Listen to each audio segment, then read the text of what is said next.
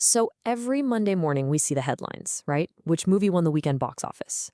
But that number one spot, honestly, it's just the tip of the iceberg. The real stories, the smart strategies, the surprise hits, they're all buried a little deeper in the data. So today, we're going to unpack the entire chart and find out what's really going on. And that really gets to the core of it, doesn't it? What does success for a movie even mean? Because if you're only looking at who earned the most money, well, you're missing a huge part of the picture. The most interesting stories aren't always about being number one. In fact, you'll see that some of the biggest victories are happening way, way down the list in spots most people never even glance at. You got to think of the box office as this massive, complicated ecosystem. And today, we're going to explore the whole thing.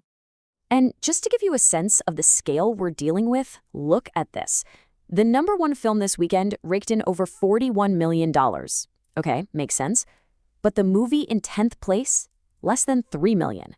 And then, all the way down at number 50, it made $286. The gap is just staggering. And it's right inside that gap that things start to get really interesting.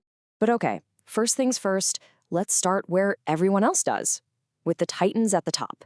These are the huge blockbusters that really anchor the whole industry, the ones you just can't ignore. And yeah, no huge surprises up here. You've got Avatar: Fire and Ash sitting comfortably at number one in its third week.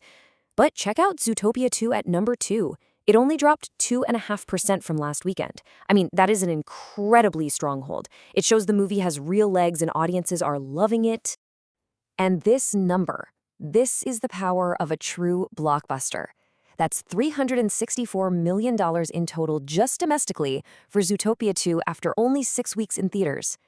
This isn't just a movie anymore. It's a financial juggernaut.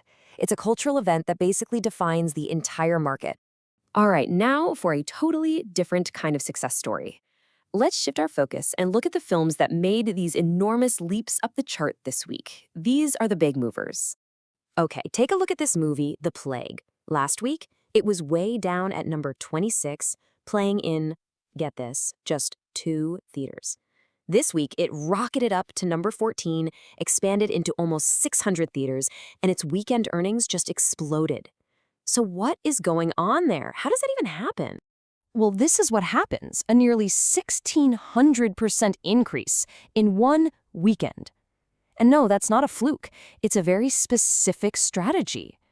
A movie will open in just a couple of theaters in big cities, to build buzz and get some good reviews. And if people like it, boom, it expands nationwide. The Plague is a textbook example of that strategy paying off big time. And it's not the only one. Look at these other movies that had huge gains this week. Resurrection, No Other Choice, Dust Bunny, they're all running a similar playbook. You start small, you build that critical momentum, and then you go wide. It is a completely different path to success than just being a blockbuster on day one. So, what about the brand new movies? Let's take a look at this weekend's newcomers and see how they decided to jump into what is a very crowded field. And right away, you see 2 very different approaches. Over on the left, you've got We Bury the Dead. It went for big, wide release, opening in over 1,000 theaters and pulling in a pretty solid $2.5 million. Then on the right, Lupin the Third aims straight for its niche anime fanbase. It opened in 500 theaters for a much smaller gross, sure, but a very targeted one. Both are totally valid strategies, just for very different kinds of films. Okay, so we've seen the giants at the top and the fast climbers from below. But there's another way to win in this business. You can be a marathon runner. These are the chart veterans, the movies that just keep going. This timeline really puts it all into perspective, doesn't it? On one end, you have a newcomer like We Bury the Dead, just 1 week in. Then, in the middle, you have a film like Demon Slayer, still hanging around on the charts after 17 weeks. And then, all the way at the other end, there's a re-release of Killer of Sheep, still finding an audience after an incredible 38 weeks. That kind of longevity, that is absolutely its own kind of victory. As you dig deeper and deeper into this data, every once in a while you find a film where the success, however small, can probably be chalked up to one thing and one thing only. An absolutely spectacular title. Ladies and gentlemen, I present to you Killer Raccoons 2, Dark Christmas in the Dark. It played in 1 theater. It made $800, and you know what? God bless it for existing. This is the beauty of the box office chart. It truly contains multitudes. So after all that, what is this data really telling us? Well, when you zoom out and look at the whole picture, the chart reveals two really distinct paths to what we call success in the movie business. And to really get these two paths, you have to know this one crucial industry term: per theater average. It's a really simple idea. You just take a movie's total weekend earnings and divide it by the number of theaters it's playing in. It basically answers the question, in the theaters where this movie is playing, are the auditoriums packed? Now look at this. This slide is basically the whole explainer right here. You have Avatar, the #1 movie in the country, making a fantastic $10,800 per theater. But then look at No Other Choice, that movie that jumped up the charts.